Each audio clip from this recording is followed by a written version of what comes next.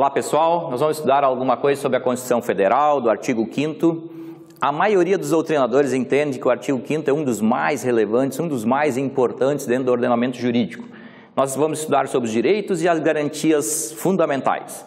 Em relação aos direitos que são indispensáveis a qualquer ser humano, nós temos, por exemplo, o direito à dignidade, à liberdade, à vida, à igualdade, os direitos que nós vamos estudar lá do artigo 5º no caput. No que tange, por exemplo, aos direitos, à liberdade, nós temos aquele direito de ir e vir, ficar, permanecer. E qual é a garantia que nós temos quando esse direito é ferido? A garantia é o habeas corpus. Então, por isso que são direitos fundamentais. O espírito do artigo 5º pode ser resumido da seguinte forma, que a lei procura fazer algumas coisas desiguais para tornar as pessoas mais iguais. Então, esse é o espírito do artigo 5º. Na medida que as pessoas têm um tratamento diferenciado, são feitas algumas coisas desiguais para tentar tornar as pessoas um pouco mais iguais. Isso é justificado. Depois, nós temos aqui as espécies de direitos fundamentais. Nós temos no artigo 5º os direitos individuais, também no 5º os direitos coletivos. Depois, nós temos lá os direitos sociais, que vão do artigo 6º ao 11º. Temos também os direitos de nacionalidade, principalmente no artigo 12 e 13 da Constituição Federal. E depois tem ainda os direitos políticos, que nós temos lá do artigo 14 ao 17 da Constituição. Bom, o direito contemporâneo, o direito moderno, ele entende que a maioria dos direitos, eles não são absolutos, né? Tudo é relativo. Nada é perpétuo, nada é duradouro, tudo é relativizado, porque tem algumas limitações, tem algumas restrições quanto aos direitos. Por exemplo, nós temos o direito à vida, mas a vida pode ser tirada em algumas situações. Nós vamos ver e estudar isso daqui a pouco. Então, por exemplo, nós temos o direito à vida, mas em algumas situações pode ter a pena de morte, em caso de guerra declarada, por exemplo. Então, mesmo a vida, que é um direito muito importante, ele tem suas limitações. Qual é o significado da palavra isonomia? Isonomia vem do grego, iso, igual, igualdade, nomos, norma, lei. Um exemplo da palavra isonomia, o governo quando ele estabelece na tributação, por exemplo, imposto de renda, tem alguns que recebem mais, ganham mais, pagam imposto de renda, enquanto que outros não ganham muito, não pagam, são isentos do imposto de renda. Então o governo procurou, através da tributação, fazer com que o princípio da isonomia fosse aplicado. Na sequência, nós temos um pensamento já muito antigo, dentro da história, uma das características dos princípios fundamentais, dos direitos fundamentais também, é a historicidade. Então, dentro da história, já podemos ver que Aristóteles já dizia que méritos iguais ou tratamentos iguais devem ser tratados de uma forma. E algumas pessoas têm alguns tratamentos diferenciados na medida de suas desigualdades. Então, o objetivo disso é tornar as pessoas um pouco mais iguais. Rui Barbosa já teve um discurso famoso, a Oração dos Moços, onde ele dava essa mesma ideia nessa frase célebre de Rui Barbosa. Depois, na sequência, no caput do artigo 5º diz o seguinte, que todos, né, são iguais perante a lei e são garantidos aos brasileiros e aos estrangeiros residentes no país. Então, essa expressão, os estrangeiros, mesmo que não residam no Brasil, ou se estão aqui a passeio, a turismo, eles também têm os mesmos direitos que os brasileiros. Direito, por exemplo, à vida, à liberdade, à propriedade. Se eles compram alguma coisa aqui dentro do Brasil a turismo, eles têm esse direito de propriedade. Então, isso é chamado de interpretação extensiva, porque a lei ela quer dar uma amplitude maior, ela carece, né, de amplitude, ou seja, ela diz menos do que deveria dizer. Então, os estrangeiros também têm esses direitos. Então, aos turistas prevalecem os direitos humanos nas relações internacionais. Eles também são protegidos por tratados internacionais. E todos os turistas, então, têm esses direitos. São chamados os direitos de primeira geração, que são os direitos civis e políticos. Depois, o primeiro inciso do artigo 5º diz que homens e mulheres são iguais em direitos e obrigações, vírgula, nos termos dessa Constituição. Quando diz que todos são iguais perante a lei, já quer dizer que homens e mulheres se encaixam, mas o legislador quis ser redundante, ele quis afirmar, reforçar que não pode ter qualquer discriminação em função do sexo. O direito individual básico, por exemplo, da igualdade, ele tem suas restrições, suas limitações. Homens e mulheres na aposentadoria, por exemplo, as mulheres trabalham e contribuem, elas precisam ter 5 anos menos de tempo de contribuição e 5 anos menos de idade para se aposentar. Então, existem tempos diferentes. Tem as questões das prerrogativas de função. Algumas pessoas exercem cargos importantes, a função importante, então elas têm um tratamento diferenciado, não por causa da pessoa, o José, o Pedro, o João, mas pela função que ele exerce. Por exemplo, a instituição presidência da República deve ser preservada. Então, o presidente da República não pode ser preso em flagrante, nem por qualquer processo, só depois de uma decisão final, né, a última decisão. Os parlamentares, eles têm algumas prerrogativas de função, eles têm foro privilegiado, alguns cargos têm esse foro privilegiado, pela função que eles exercem.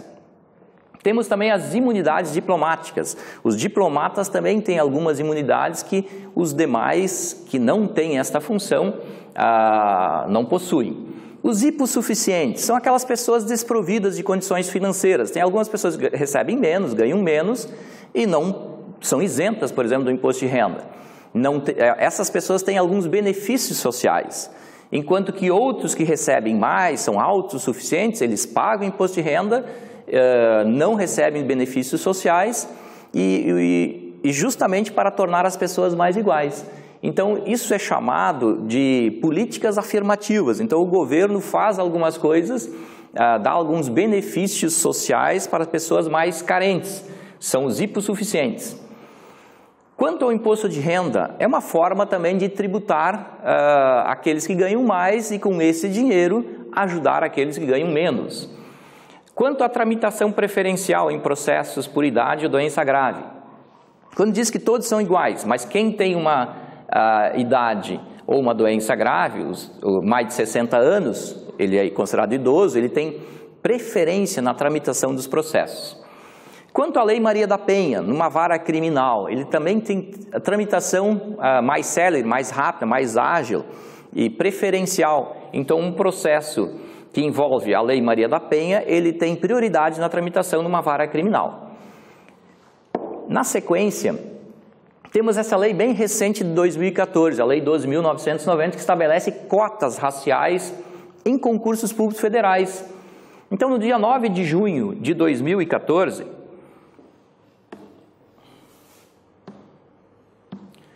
agora nesse dia 9 de junho de 2014, foi sancionado esse projeto de lei que estabelece as cotas raciais no serviço público. Então foram reservados 20% das vagas oferecidas nos concursos federais a candidatos que se autodeclaram pretos e pardos.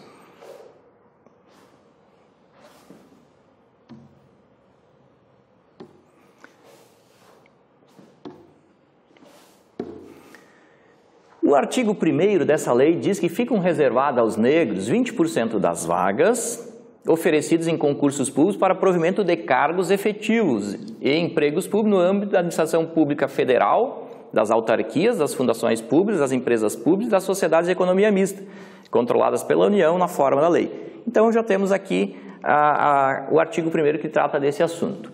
Quanto ao inciso 2 do artigo 5º, diz que ninguém será obrigado a fazer ou deixar de fazer alguma coisa, senão em virtude de lei. Aqui consagra o princípio da legalidade.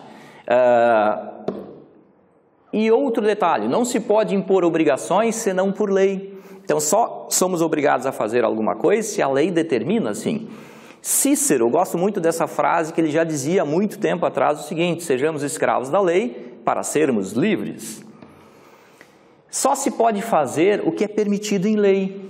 O que é, afinal de contas, legalidade? É a submissão, é o respeito à lei, a atuação dentro dos limites da norma, do ordenamento jurídico. E há um entendimento também dos doutrinadores que, em relação à medida provisória, vincula, porque ela tem força de lei. E também temos a famosa súmula vinculante, que está lá no artigo 103A da Constituição, em relação aos tribunais inferiores. Vamos ver o que diz lá esse artigo 103A. Diz que o STF poderá de ofício ou por provocação, mediante decisão por 2/3. Isso aqui cai muito em concurso, a decisão por 2/3 de seus membros. Então aqui nós já temos uma maioria absoluta. Nós temos maioria simples ou relativa, que é metade mais um dos presentes, enquanto que a maioria absoluta é metade mais um dos membros. Então aqui essa decisão é por 2/3 dos membros. Então é a maioria qualificada. Após reiteradas decisões sobre matéria constitucional, depois de diversas decisões sobre um determinado assunto, eles podem aprovar uma súmula que, a partir de sua publicação, às vezes cai nas provas, a partir de sua votação, não, a partir de sua publicação na imprensa oficial, terá efeito vinculante em relação aos demais órgãos do Poder Judiciário. E também da administração direta e indireta nas esferas federal, estadual e municipal, bem como proceder sua revisão ou cancelamento na forma que a lei estabelecer.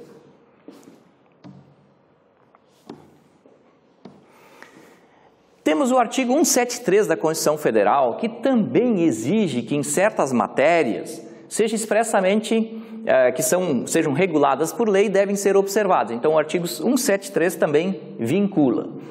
Agora o inciso 3 da Constituição diz o seguinte: ninguém será submetido à tortura nem a tratamento desumano ou degradante.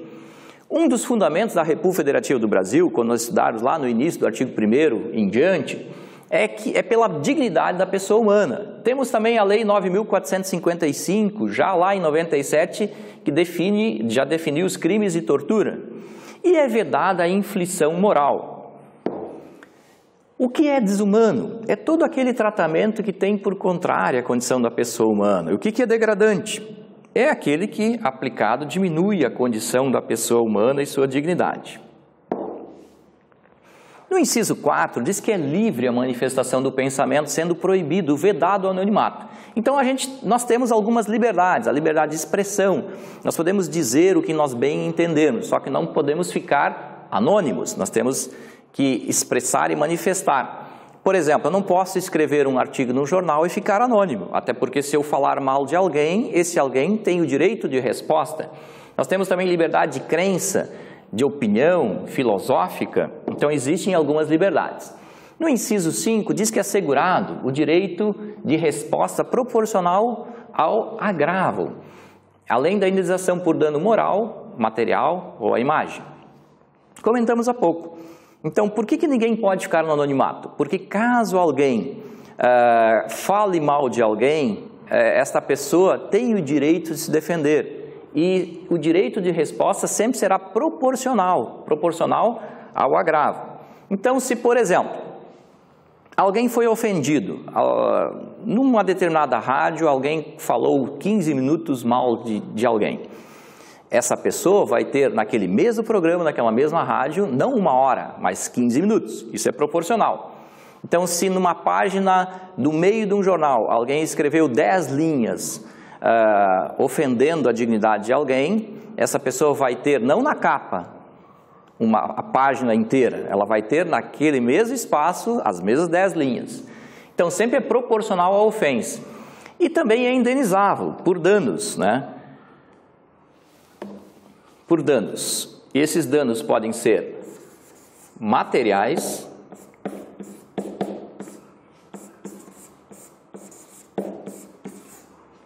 morais ou à imagem.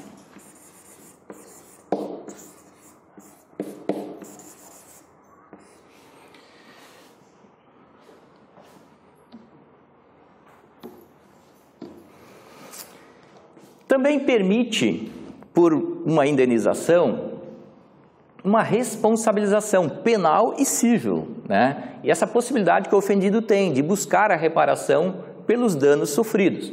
E ainda pode ser cumulativo esse pedido com o direito de resposta. Um exemplo de proporcionalidade.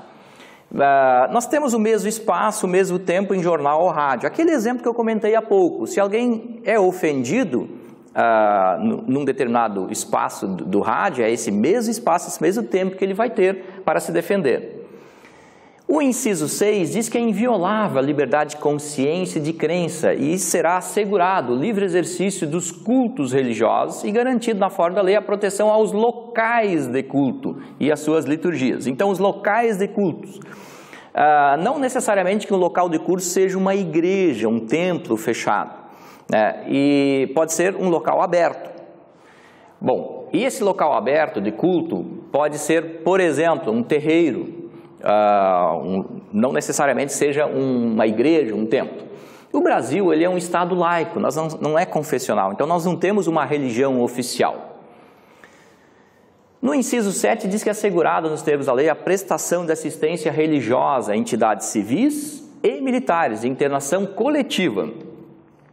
Já tínhamos, antes da Constituição de 88, uma lei, que é a Lei 6.923, lá em 81 ela já falava sobre esse assunto. Essa lei dispõe sobre o serviço de assistência religiosa nas Forças Armadas.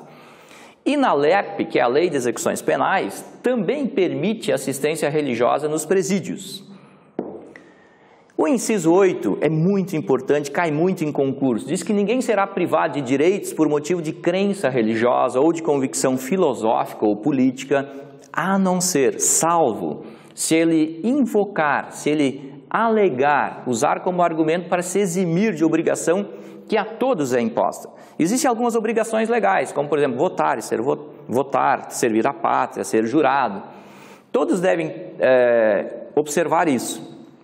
Porém, alguém pode pedir para ser dispensado. O juiz poderá dispensar, por exemplo, se for escolhido para ser jurado. Mas se ele não for dispensado e ele se recusar a ser jurado, ele vai perder seus direitos civis e políticos. Não vai poder votar, nem ser votado, fazer concurso. E também se ele se recusar a cumprir uma prestação alternativa fixada em lei. E o que é essa prestação alternativa?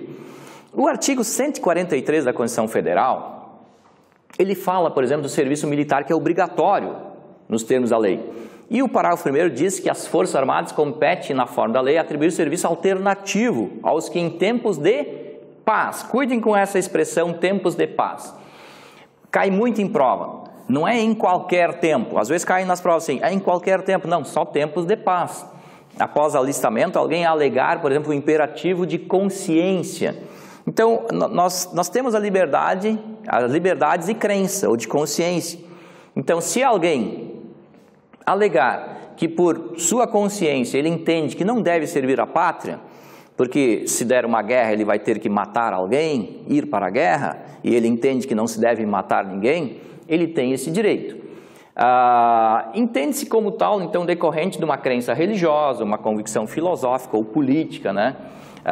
Para se eximir de atividades de caráter essencialmente militar. Então, esses podem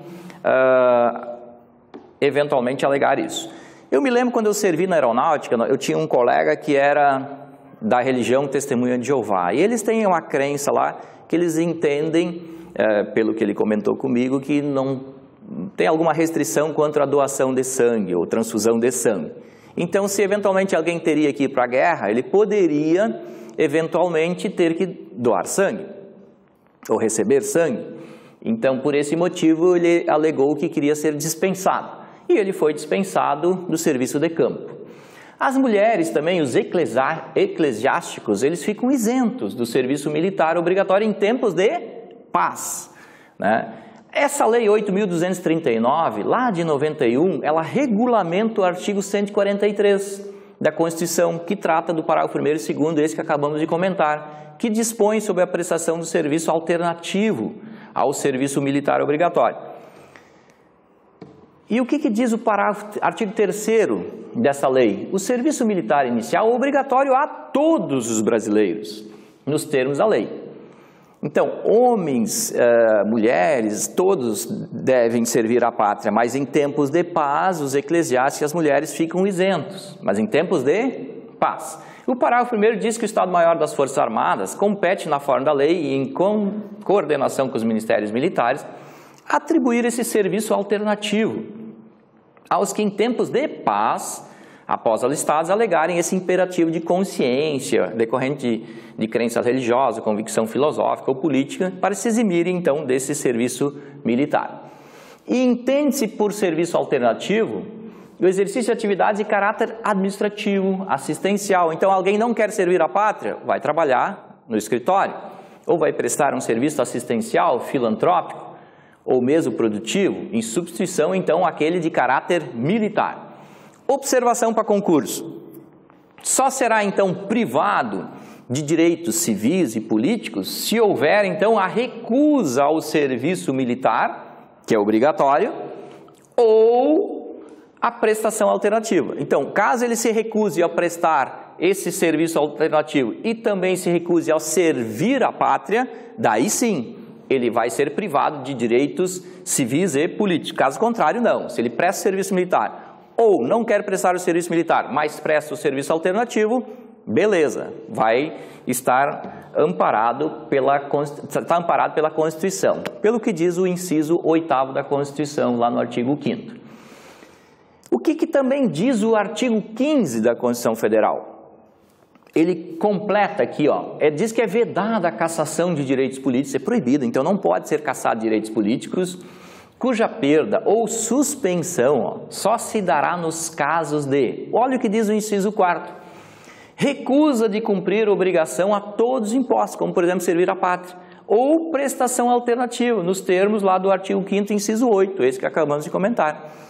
Então, a pessoa vai ter seus direitos políticos suspensos, porque é vedada a cassação, não vai ser cassado, cassado seria perpétuo.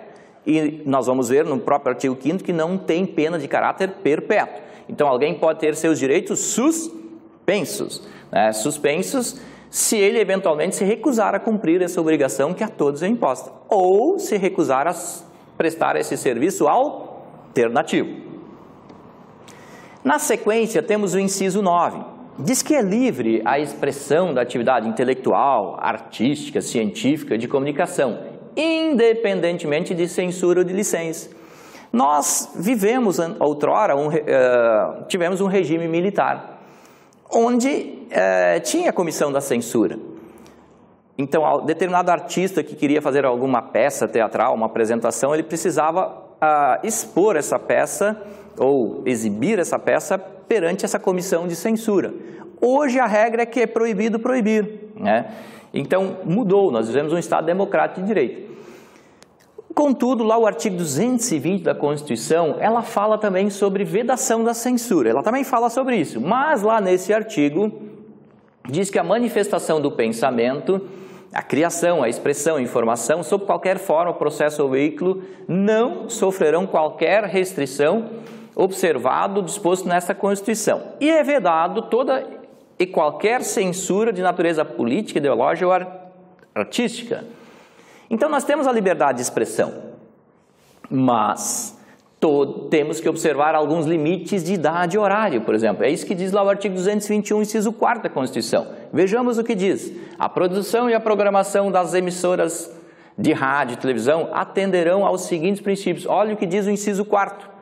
Respeito aos valores éticos e sociais da pessoa e da família. Então, nós temos a liberdade, não tem censura, mas devem ser observados alguns limites de idade e horário. Por isso que às vezes no cinema tem proibido para menores de 18 anos, ou algum programa de televisão tem uma vedação de limite, tem uma restrição quanto ao limite de idade. Bom, o inciso 10 diz que são invioláveis a intimidade, a vida privada, a honra, a imagem das pessoas, assegurado o direito à indenização pelo dano material, moral, decorrente de sua violação. E temos uma súmula muito importante do STJ, que é a súmula 403, que trata da indenização pela publicação não autorizada da imagem de alguém. O direito à indenização existe. E diz lá que independe de prova do prejuízo. Então, esse direito à indenização, se alguém não tem autorização da imagem, e essa imagem dessa pessoa foi veiculada de uma forma imprópria, sem autorização, essa pessoa poderá pleitear um direito a uma indenização, independentemente de prova do prejuízo. Essa súmula diz isso, ó, pela publicação sem autorização da imagem de uma pessoa, com fins econômicos e comerciais. E agora isso está simulado, E o que diz essa súmula? Diz exatamente isso, ó, independe de prova do prejuízo, a indenização pela publicação não autorizada da imagem de pessoa com fins econômicos ou comerciais. O inciso 11 cai muito em concurso, diz que a casa é asilo inviolável do indivíduo, ninguém nela pode penetrar sem o consentimento do morador, a não ser, salvo em algumas hipóteses, caso de flagrante, prestar socorro, desastre ou ainda durante o dia com uma ordem judicial, uma determinação judicial. Cuidem para as provas. Geralmente nos concursos eles colocam a determinação policial, então aqui nós temos que cuidar que a ordem deve ser judicial, não é administrativa, não é do MP.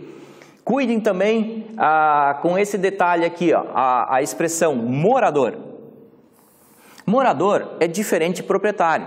Alguém pode ser proprietário de um imóvel e locar, então o inquilino que é o morador e o locador é o proprietário. Então aqui o consentimento deve ser não do proprietário, se cair nas provas, mas do morador. Bom, nós temos também aqui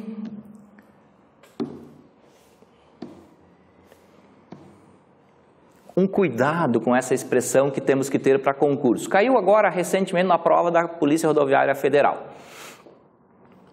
Cuidem com essa expressão, somente.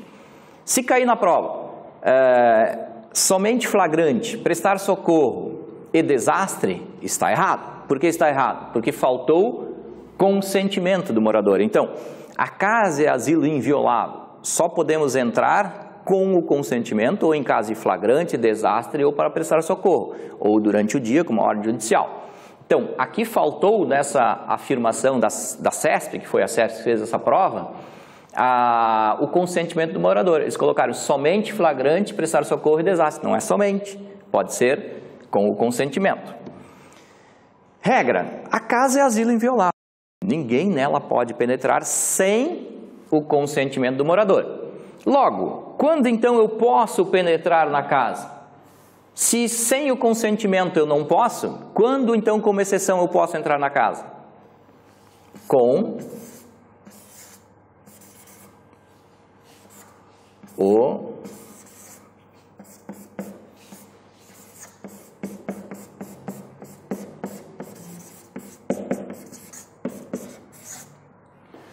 o consentimento. Também eu posso penetrar na casa em caso de flagrante.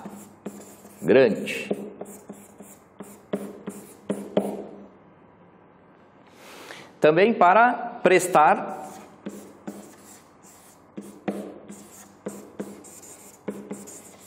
socorro.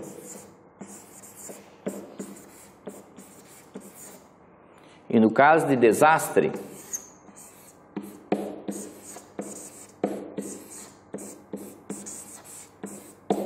e temos também uma quinta situação com ordem judicial.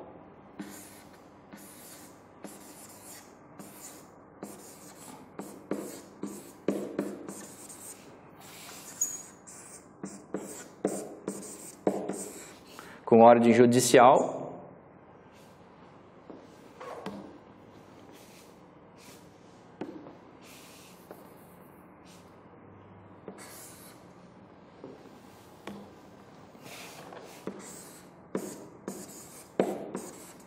e essa ordem judicial deve ser durante o dia. O que é dia? Bom, a maioria dos doutrinadores entende que dia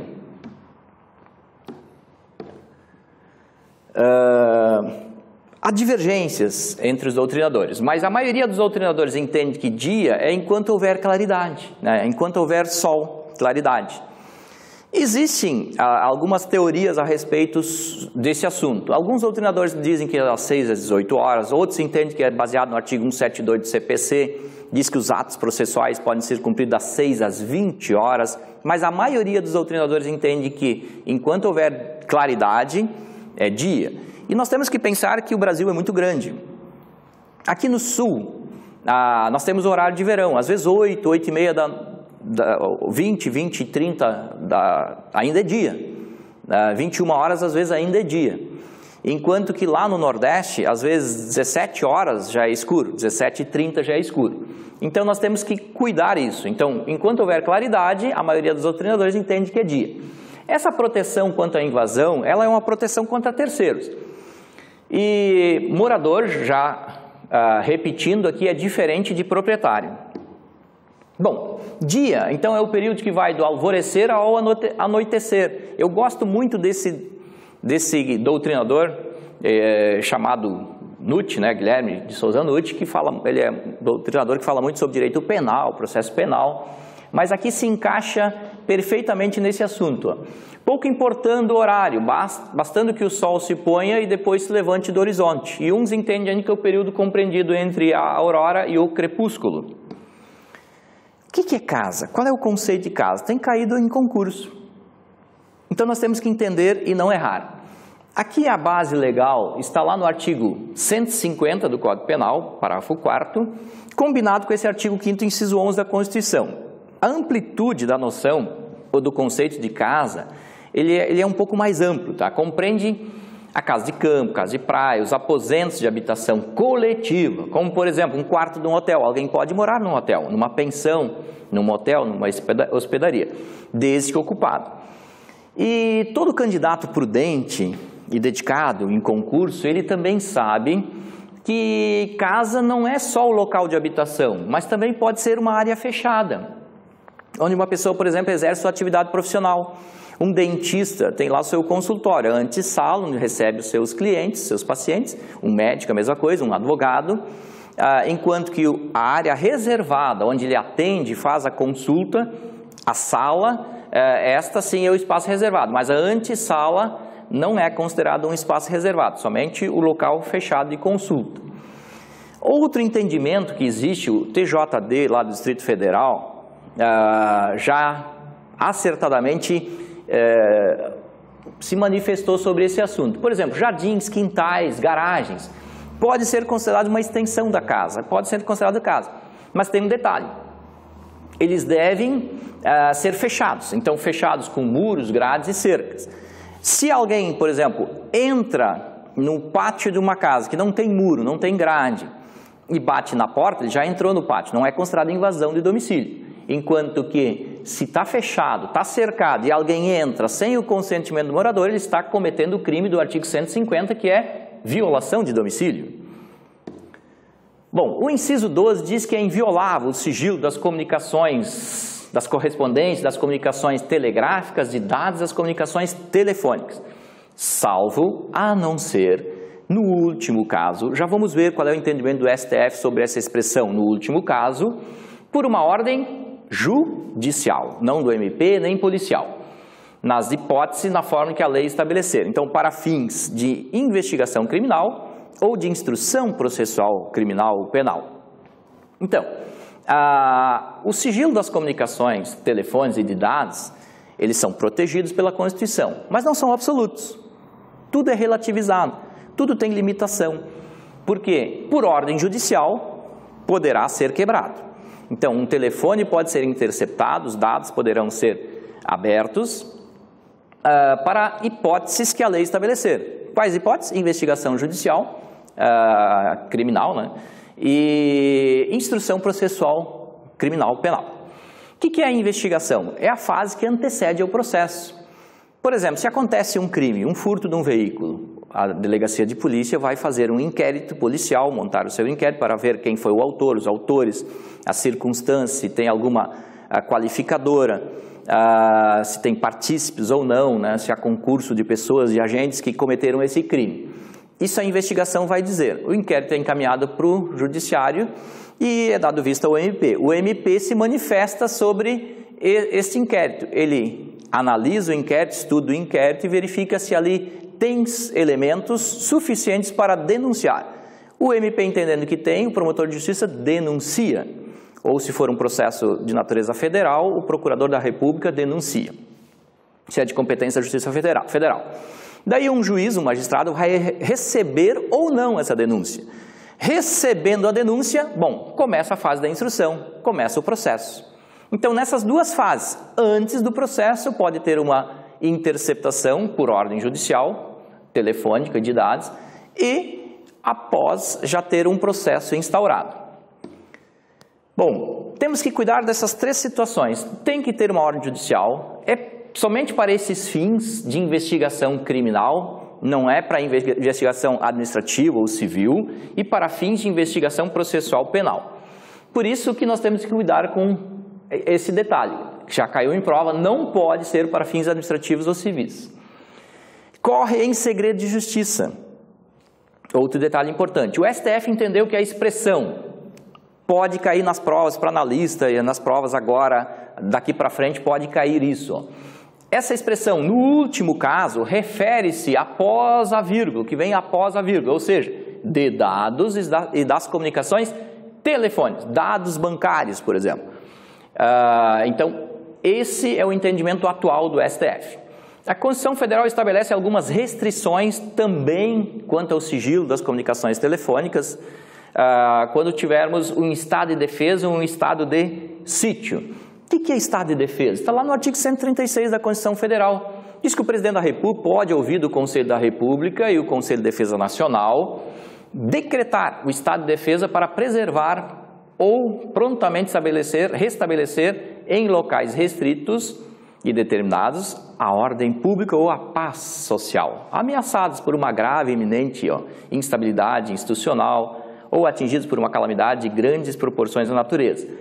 E o parágrafo 1º, que é muito importante, diz assim: o decreto que instituir o estado de defesa determinará o tempo de duração e vai especificar quais são as áreas que vão ser abrangidas, né? E indicará também os termos, limites da lei, quais são as medidas forçadas, coercitivas a vigorarem, dentre as seguintes. A mais importante é essa aqui da letra B, da linha B, que nós estamos comentando, e da linha C. Sigilo das correspondências, sigilo das comunicações telegráficas e telefônicas. Mas também temos ainda a restrição a direitos de reunião. Daqui a pouco nós vamos estudar sobre direito de associação, reunião. Também no estado de defesa pode ter uma restrição quanto a direito de reunião.